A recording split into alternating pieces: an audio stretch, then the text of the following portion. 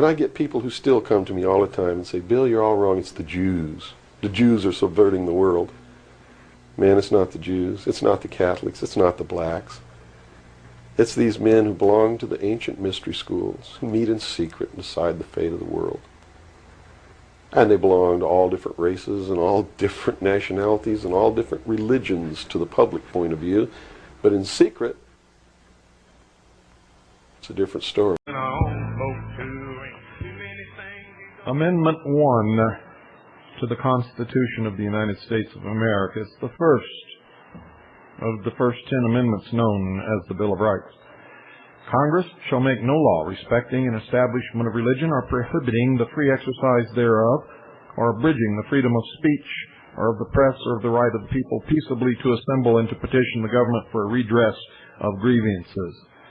All of these have been thrown in the trash can. You say no? You say they're making separation of church and state? Not so, folks. Not so. I'm going to read to you something. Public Law 102-12, HJ, House Joint Resolution 104, March 20th, 1991. Education Day, United States of America, Proclamation, Joint Resolution, designated March 26, 1991 as Education Day, USA.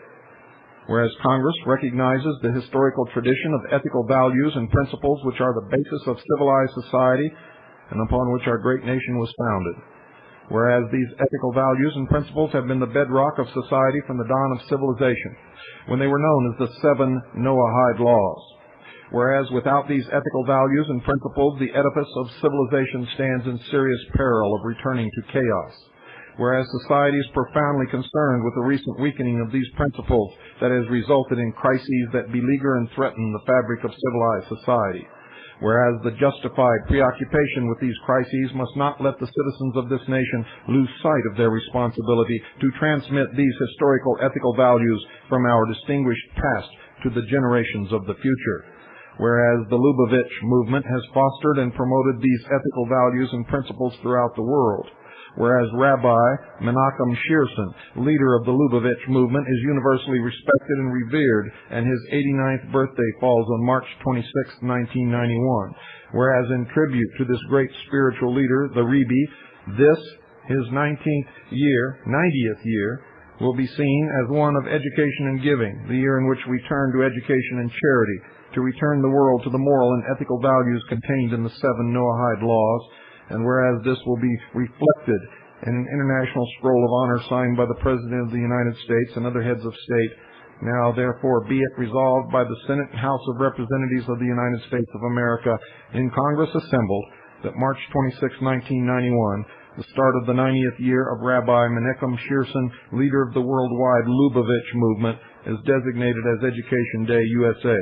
The President is requested to issue a proclamation calling upon the people of the United States to observe such day with appropriate ceremonies and activities. Now, I have several comments to make about this, ladies and gentlemen. Certain racist scumbags in this country are trying to stir you up and tell you that the Jew Talmudic laws, Noahide laws for Goyim, now is U.S. public policy, and it means decapitation for Christians. Christians would be considered guilty of violating law number 2, thou shalt not blaspheme God, because Christians believe that Jesus the Christ is God manifest in the flesh, and this Christian belief is blasphemy to the religion and tradition of the Jews. The Noahide laws developed by the Jews provide for the execution of every Christian on the face of the earth by means of decapitation. And if you fall for this, you are a fool. For what I just read to you, Public Law 102-12 designates March 26, 1991, Education Day, USA. It does not adopt as law the 7 Noahide laws. And anybody who wants to can get Public Law 102-12, which was House Joint Resolution 104, dated March 20th, 1991, and read it. These people, once again, are trying to pit Jew against Christian. Now, if you're a fool, jump right in the tank. Somebody will slap you down. If you're smart, you'll get the law and read it and realize that you're being scammed by these scumbags once again. Once again. While they pit us one against the other, they run around behind our backs, putting the chains on the ankles of all of us. White, black, Jew, Muslim, Oriental, American Indian, it doesn't matter.